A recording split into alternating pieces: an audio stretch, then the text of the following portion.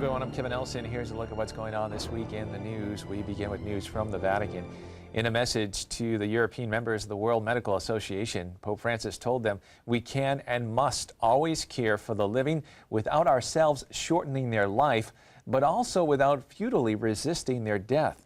The Pope said palliative care is most important in our culture as it opposes what makes death most terrifying and unwelcome, pain and loneliness. Rome Reports has more on the Congress. At the end of this year, the Netherlands, the first country that legalized euthanasia, will have applied it on more than 7,000 patients, an increase of 67% compared to 5 years ago. Euthanasia is fully legal in 5 countries: the Netherlands, Belgium, Colombia, Luxembourg, and Canada. However, more people are speaking about it. According to Carlo Casalone from the Pontifical Academy for Life, it's because more cases are becoming public due to medical advancements and the diffusion of mass media. That's why the Vatican's organized a Congress from November 17th through the 18th to join doctors and experts, religious and laity, to discuss this delicate issue. For example, according to Catholic morality, euthanasia must be distinguished from interrupting treatment to the terminally ill.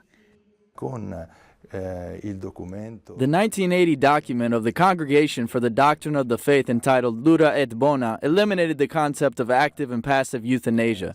We call it euthanasia when the intervention intentionally and directly causes death. Euthanasia is not just an external act, the intention is also very important. He explains that it's not considered euthanasia when a terminally ill patient decides to interrupt a treatment because he's in agony, since in this case he does not do so with the intention to die, but to halt a form of therapy that causes pain without obtaining results. He assures that the Church's response to this situation will always be to resort to palliative care. The problem is that not all people have the economic or social resources to receive it. Looking now at news from around the country, the United States Conference of Catholic Bishops wrapped up their fall meeting this week by hearing about the continuing impact of recent hurricanes that struck portions of the Caribbean and Texas. They also held several elections, electing Archbishop Alan Vigneron of Detroit as the next Secretary of the Congress and Archbishop Joseph Kurtz of Louisville, Kentucky as Chairman of the Committee on Religious Liberty. Votes were also cast for Chairman-elects of 5 committees, which include Archbishop Joseph Naumann of Kansas City, Kansas for the Committee on Pro-Life Activity, and Bishop Michael Burbidge of Arlington, Virginia for the Committee on Communications. During the meeting, the bishops also focused in on the issues of immigration and racism, stressing their responsibility to promote immigration reform, educate parishioners on justice issues, and listen to those affected by sins of racism. During this year of the 100th anniversary of the USCCB, the bishops also addressed health care, taxes, and abortion. The meeting opened up with Mass at the Basilica of the National Shrine of the Assumption of the Blessed Virgin Mary, with Vatican Secretary of State Cardinal Pietro Parolin serving as the main celebrant and homilist. More news from the Vatican. With the first World Day of the Poor upon us, the Vatican was celebrating by reaching out to help the poor in Rome. Medical tents have been set up in St. Peter's Square to offer free care for the homeless.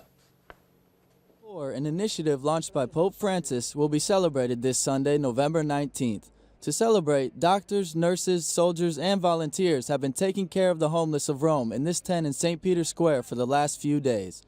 Once they arrive and have filled out a questionnaire, they are directed to the medical unit most suited for their needs. From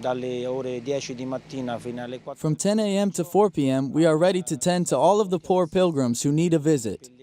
Dr. Luca Cipriano assures homeless people sometimes don't ask for help out of fear of being judged. This project hopes to challenge indifference. Pope Francis has spoken on many occasions about the culture of dismissal, and that's why he wants this hospital to encourage a culture of encounter.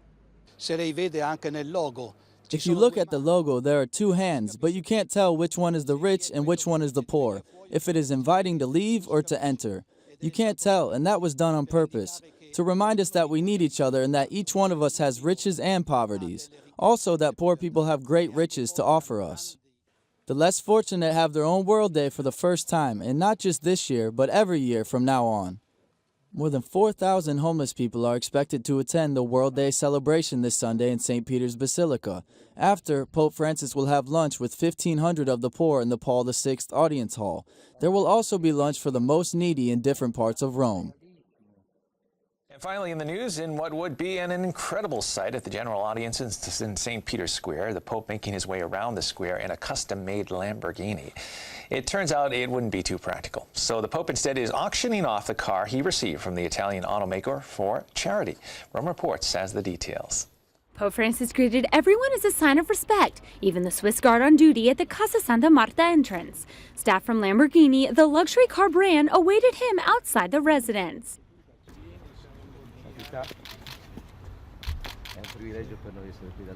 The Pope greeted Stefano Domenicali, president of Lamborghini since 2014. He spent the 23 previous years in Formula One with Ferrari. This is the Huracan model they presented to Pope Francis, a one-of-a-kind edition of one of Lamborghini's best models. It's a combination of luxury and power, complete with the Vatican color scheme. First, Pope Francis signed it. Then he blessed it.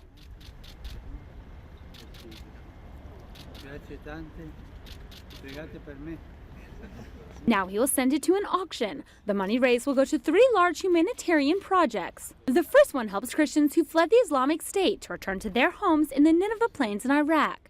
The second aids female victims of human trafficking and prostitution. The third involves 2 social initiatives. One foundation operates on children in Africa whose hands have been wounded or amputated.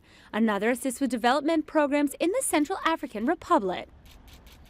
And that is all the information we have for you this time. I'm Kevin Nelson. Don't forget, you can keep up to date on Catholic news throughout the week with Catholic Newsbreak right here on the Catholic TV network.